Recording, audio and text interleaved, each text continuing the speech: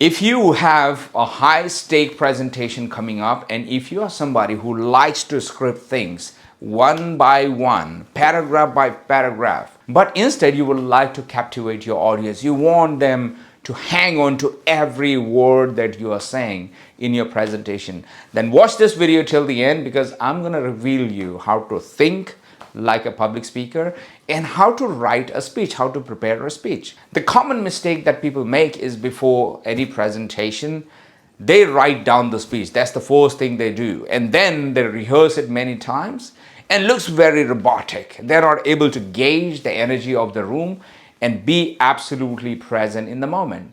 And that happens because the way we write and the way we speak, and there's a cognitive dissonance. We don't speak and write the same way. So if you write a speech you try to memorize, it becomes really, really hard. If you speak, you say, you know what I mean?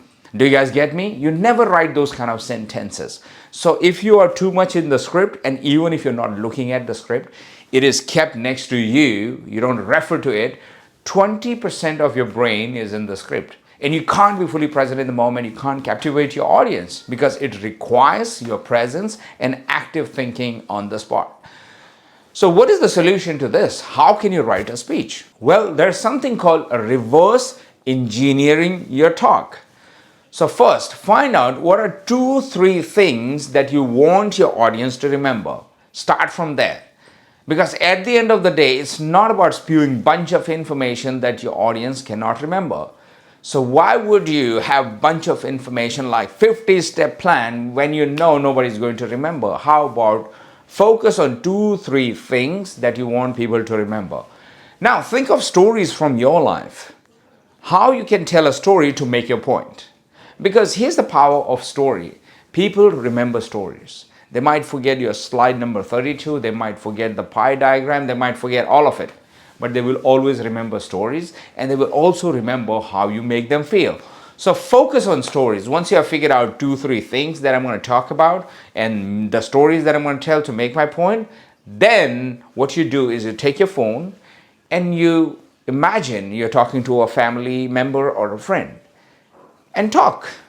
And then pause, stop the recording. Now listen to your own recording. If you're happy with it, now you can take this on a paper. So this way, the way you speak and the way you write will be exactly the same. It will sound more authentic, more you, more natural. And eventually your goal should be getting away from the paper. Because these are your stories, you know them really well. Even if you miss out on few of the sentences, you exactly know the narrative. The power of public speaking is in knowing your content.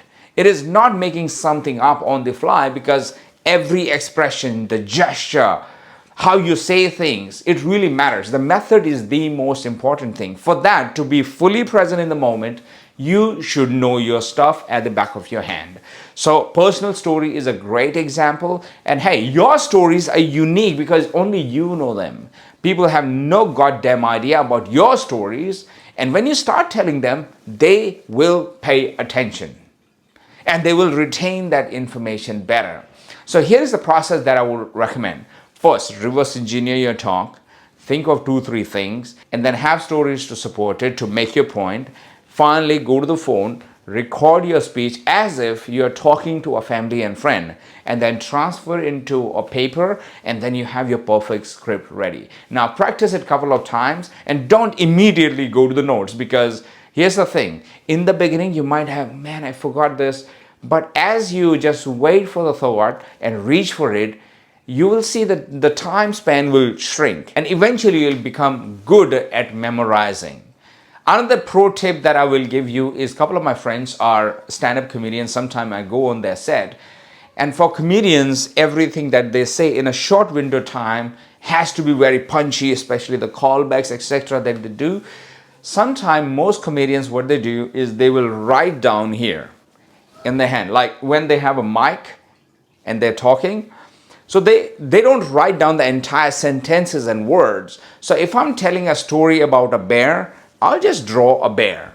I'll draw, if my next story is about Facebook or Facebook ad, something happened that instant. And so to anchor that, I'll just draw a Facebook symbol over here. So when I'm holding the mic, I sometimes look at these symbols. So if I have like 3-4 stories to share, I have 4 symbols, I know exactly which story I'm done with.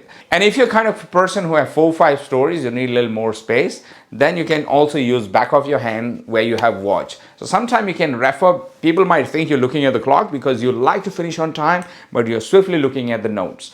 So these are a couple of techniques that you can use. Another one that I can give you is called memory palace. So imagine your house is like a palace, okay? In your house, every morning you take a route. Maybe you first thing wake up, you are in the bedroom, right? And then you go to the bathroom. Then you go to the coffee station, and then you sit in front of a couch. So if that is the scenario, first story, practice in the bedroom. Second story, practice in the bathroom. Third story, practice it in the kitchen when you're making a coffee. And the next story can be in front of the couch. And then you can anchor space in your house for a particular story. So that ways you can walk in your mind, in your head, the exact route that you take in your house. The bedroom story, the bathroom story, the couch story, and the coffee station story. Now, if you really want to put this in a picture form, you can draw a little map of your house on a sticky note and stick it on a water bottle. As a presenter, you're always allowed to carry a water bottle. Once in a while, have a sip of water and look, where are you in your house? So you exactly know that you're going from this room to this room and you're on track with your speech. These are a couple of ways you can use anchors and small symbols to memorize your speech. So if you found this video useful and you think the technique that I share with you today, which one you're going to try? The one recording your voice and then writing down the speech, or maybe it's the memory palace where you draw the entire map of your house, like your casa, the palace, on the bottle on a sticky note, or you're going to try the hand technique with 2-3 symbols to remember your speech. Put in the comment and let me know, and I'll see you in the next video. Ciao for now.